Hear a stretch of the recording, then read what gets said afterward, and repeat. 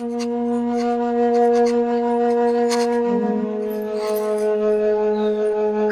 गए ना भाई, ही रहे। कहाँ गया हो? पता नहीं कहाँ चला जा। सोचे नहाए खाए लिए होते, मास धो ले।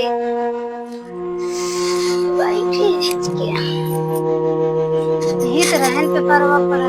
अच्छा है रखे हम पे परवा। देखी का पढ़त है, पढ़े लिखे था उतना जमन छपर है, कम से कम वही देखब तभी जे देखे कहे हाँ लागत देकर मेरा रुआ बड़ी पढ़ी लिखी है, पढ़ाई वढ़ाई जानत है। देखी काल छपा भाई। अच्छा है मेरा रुआ कटवा में लड़किया बा, यह ये देखा थे। अच्छा आवाज दिन है तब बताई थे। आपन मेहरारू ना देख, दूसरे के मेहरारू फोटो में देखा थे। हाँ मैं आज नहीं बताई थी। समझत हैं कि हम पढ़े लिखे तो बाई नहीं, का समझे ये मेहरारू अनपढ़ मेहरारू।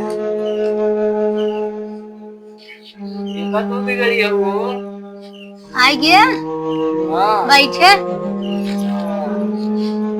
कहाँ घर है?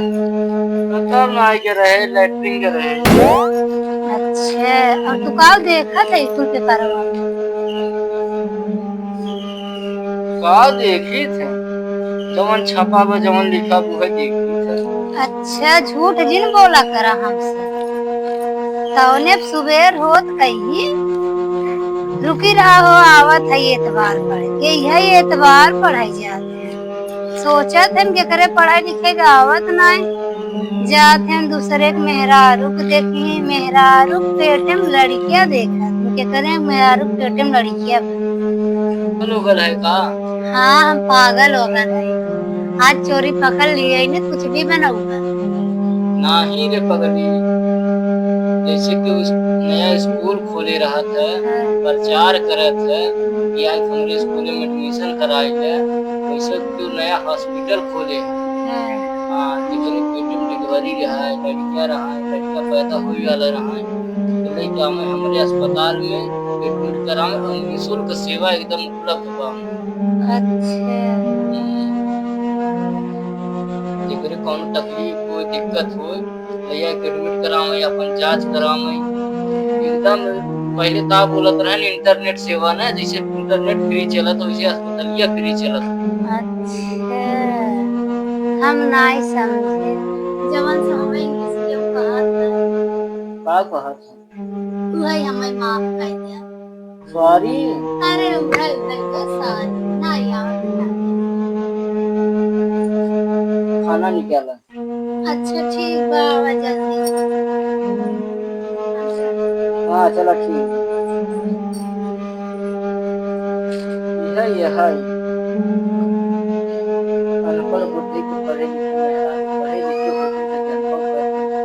बतावा इंग्लिश में लिखा तो सॉरी, सॉरी को कहते हैं सारी ये सुने हो सरवा नाम कलयुग आएगी। नाम यहाँ से पढ़ाई लिखाई जाती है आगे तक विकास करेगी, क्या विकास करेगी। चलिए हम देखे खाना वाना निकालेंगे कालीन से सरवा सेना ज्यादा खाए लिए रहे तब तबीयत खराब बात है, पेट गड़बड़ पर ये कहा 10 कोई के सरवा पानी जहर जाई देखी निकाले डॉक्टर बताए हैं 15 दिन खाया जब बना हुआ पनीर चली खाई ले। अरे राम